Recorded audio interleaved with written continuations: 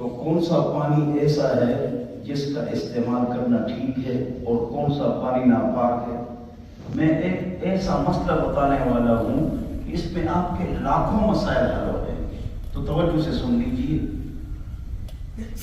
وہ یہ ہے، پانی کی 3 صفات ہے، پانی کی 3 صفات ہے: رنگ، بو، مزہ۔ رنگ، بو، مزہ۔ ایک پانی آپ نے اٹھایا نا، اس کا رنگ بھی پانی کی طرح نہیں ہے، سونگھ لو وہ بھی پھر بدبودار ہے، اور زبان پہ لگاؤ پھر بھی مزہ خراب ہے۔ تو یہ پانی پیشاب کی طرح ہے، خون کی طرح ہے، خود بھی ناپاک ہے اور پاکی بھی نہیں دے سکتا یہ پانی۔ یہ مطلب سمجھ میں آ گیا؟ رنگ، بو، مزہ۔ ایک پانی ہے، اس کی 2 صفات خراب ہے، توجہ، رنگ، بو، یا بو، مزہ، یا رنگ، مزہ، 2 خراب ہے۔ اگر کسی کپڑے پر نجاست ہو تو اس کو تو اس سے دھو سکتے ہو، لیکن وضو نہیں کر سکتے ہو۔ نجاست اس سے دھو سکتے ہو، وضو دیکھو کتنا اہم مسئلہ ہے۔ سنو فائدہ پوچھو کو پوچھو۔ ایک صفت خراب ہے، رنگ، بو، مزہ۔ مجھے دیکھو، رنگ یا بو یا مزہ ایک خراب ہے، وضو جائز ہے، پیو مت۔ کیوں؟ نقصان ہو، جیسے بارش کا پانی گندا ہے لیکن اس سے وضو جائز ہے، پیو مت، نقصان ہو۔ کتنا زبردست مسئلہ ہے۔ اب کون سا پانی پاک ہے کون سا ناپاک ہے، یہ مسئلہ آپ کا حل ہو گیا۔ تینوں صفات خراب، پیشاب کی طرح ہے۔ 2 صفات خراب، وضو نہیں کر سکتے ہو، نجاست دھو سکتے ہو، اور ایک صفت خراب ہے تو پیو مت، نجاست بھی دھو سکتے ہو، وضو بھی کر سکتے ہو، غسل بھی کر سکتے ہو۔ کتنا بڑا مسئلہ آپ کا حل ہو گیا۔ اگلی بات، بارش ہو گئی اور گٹر کا پانی بارش کے ساتھ مل گیا تو تھوڑا کالا کالا ہو گیا، گاڑی گزر گئی اور آپ کے کپڑے سارے، تو تمام لوگ کیا سمجھتے ہیں؟ یار کپڑے ناپاک ہو گئے۔ جواب، یہ معاف ہے۔ بولو، یہ معاف ہے۔ یہ نہیں کہا فقہاء نے کہ یہ پاک ہے، یہ نہیں کہا، کیا کہا؟ یہ معاف ہے۔ کیوں معاف ہے؟ اس لیے کہ اس سے بچنا مشکل ہے جب بارشیں ہوتی ہیں، لہذا یہ معاف ہے، اسی کے ساتھ نماز پڑھ سکتے ہو، اگر دونوں تو بہتر ہے۔ کتنے بڑے مسئلے حل ہو گئے۔ اگلی بات، فقہاء فرماتے ہیں 3 چیزیں معاف ہیں: وعفیت، رشاش البول کرؤوس الابرہ، وقبل الدرهم من النجاسة المغلظة، وطین الشارع۔ یہ 3، اس کا مطلب یہ ہے کہ 3 چیزیں معاف ہیں۔ ایک گٹر والا پانی، مثال بارش کے پانی کے ساتھ ملیں گے، ایک مثال۔ دوسری مثال، آپ پیشاب کرنا ہے، آپ جتنا بھی پیشاب سے بچیں گے نا، جتنا بھی بچیں گے پیشاب سے، کوئی نہ کوئی قطرہ آپ کو لگے گا، لگے گا نہیں لگے، وہ معاف ہے، پریشانی ختم ہو گئی۔ کرؤوس الابرہ، جس طرح سوئی کا سر ہوتا ہے، وہ معاف ہے، معاف ہے، معاف ہے۔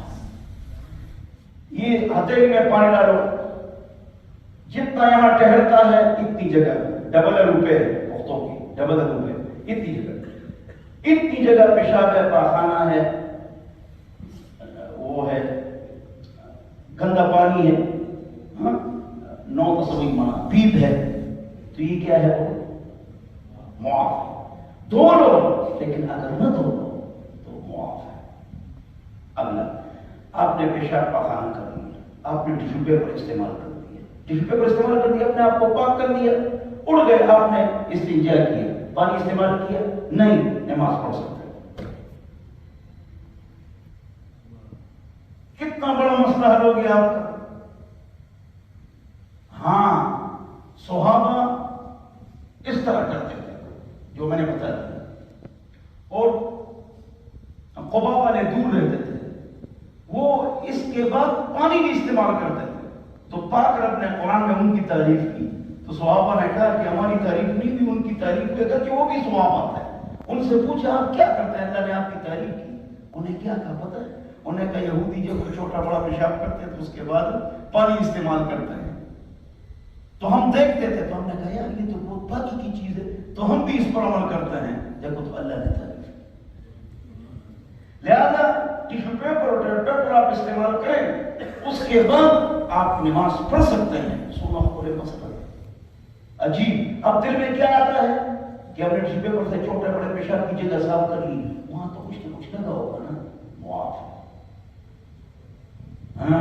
بیٹھنے کا یہ کتنے بڑے بڑے مسئلے چھوٹے ہو جاتے ہیں۔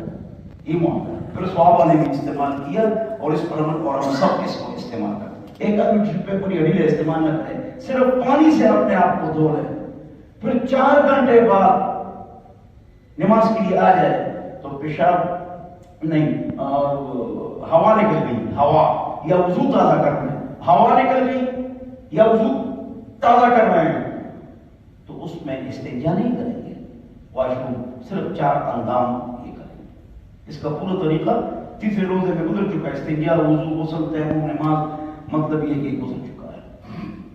اچھا یہ مسئلہ ہمارا حل ہو گیا، یہ میں نے وہ رکھے ہیں ٹاپک تاکہ ٹاپک ختم ہو جائے۔ پہلے ہم اس طرح کرتے تھے، پہلے ہم اس طرح کرتے تھے کہ یہ پورا مشکات ہم ختم کرتے تھے، اور اس مرتبہ ختم نہیں ہوا، ٹھیک ہے نا؟ تو میری سستی ہے، لوگوں کی سستی ہے، پتہ نہیں کیا مسئلہ ہے۔ اچھا غسل ہو گیا، اچھا حیض کا بھی ہو گیا، اچھا نماز کے اوقات، اب اس کو ذرا سمجھیں، نماز کے اوقات کو آج سمجھیں۔ نماز کے اوقات، مغرب کی اذان ہو گئی، اذان ہو گئی، لوگ کہتے ہیں جب اندھیرا ہو جائے، 2 ستارے نظر آ جائے، 3 100 اون گزر جائے، یہ پٹھان میں مشہور ہے، سنو خان تھی، تو مغرب کا ٹائم ختم ہو جاتا ہے۔ سب لوگ یہ سمجھتے ہیں، نہیں، مغرب کی اذان سے لے کر 1 گھنٹہ 20 منٹ تک کون سا ٹائم ہوتا ہے؟ مغرب کا ٹائم ہوتا ہے، 1 گھنٹہ 20 منٹ سردی میں، اور گرمی میں 1 گھنٹہ 45 منٹ، یعنی پونے 2 گھنٹے مغرب کا ٹائم ہوتا ہے۔ اور ہم کیا سمجھتے ہیں؟ کوئی ٹائم ڈاؤن، ٹائم چلا گیا، ٹائم چلا گیا، ٹائم جاتا نہیں ہے۔ مثلا اگر ایک آدمی موٹر پر اذان ہو گئی مغرب کی اور وہ 1 گھنٹے گاڑی چلائے پھر نماز پڑھے تو ادا ہے، قضا نہیں، بغیر مجبوری کے بھی ادا ہے، ادا ہے، قضا نہیں ہے۔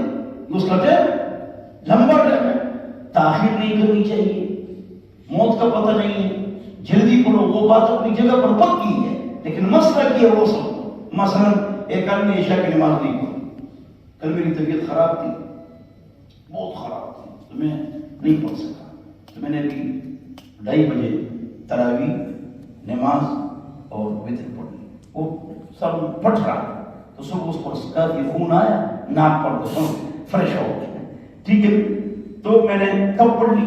2:30 بجے، کیا عشاء کی تراویح بھی وتر کی۔ 4 بجے اگر ایک آدمی عشاء کی نماز پڑھتا ہے تو وہ ادا ہے، قضا نہیں، ادا ہے، قضا نہیں۔ اس لیے میں نے کہا تھا عشاء کی اذان اور فجر کی اذان، اس ٹائم کو 3 حصوں میں تقسیم کرو، 3 حصے۔ پہلے حصے میں نماز کو مؤخر کرنا 9-10 بجے تک، جس طرح تبلیغی بزرگ کرتے ہیں، ذرا تاخیر سے پڑھتے ہیں، یہ مستحب ہے۔ لیکن اگر دوسرے بڑے ٹکڑے میں آپ آ گئے تو عشاء کی نماز اب مستحب نہیں ہے، جائز ہے، ادا ہے، لیکن مستحب نہیں ہے، مستحب وہ ٹائم۔ اب تیسرا جو پہر ہے یہ تہجد کا بھی ہے اور سحری کا بھی ہے، تہجد و سحری کا ہے، اشراق تو جب سورج نکل آئے اس وقت ہو۔ یہ جو تیسرا پہر ہے یہ کس کا ہے؟ جو ہم سحری کر رہے تھے، اس میں اگر کوئی آدمی عشاء کی نماز پڑھے تو ادا ہے، ادا ہے، قضا نہیں۔ یہ بات غلط مشہور ہے کہ رات کو کیا ہوتا ہے، 12 بجے کے بعد عشاء کی نماز نہیں ہوتی۔ لوگ یہ سمجھتے ہیں جس طرح دن کو زوال ہوتا ہے رات کو بھی زوال ہوتا ہے، رات کو زوال نہیں ہوتا ہے۔ اتنا درس کرتے ہیں، اللہ مجھے اور آپ حضرات کو توفیق عطا فرمائے۔ آج عشاء پڑھیں گے انشاءاللہ، جمال بھائی آپ نعت پڑھیں گے انشاءاللہ۔ جمال بھائی ہمارے اولمپک چیمپئن نعت خوان ہے، ٹھیک ہے نا جی، مسجد پر خرچے بھی کرتا ہے، اپنا تو وہ یو پی ایس روڑ کرنا ہاں یہ میرا بھی بنایا ہے، مسجد پر خرچے نہیں کرتا ہے، اب یو پی ایس بھی اس نے اچھا انتظام کیا ہے، نماز ہماری خراب ہو جاتی ہے، اتنا دس کافی ہے. اللہ صلی کما صلی یا حی فتح اصلح لنا شأننا كله صلى الله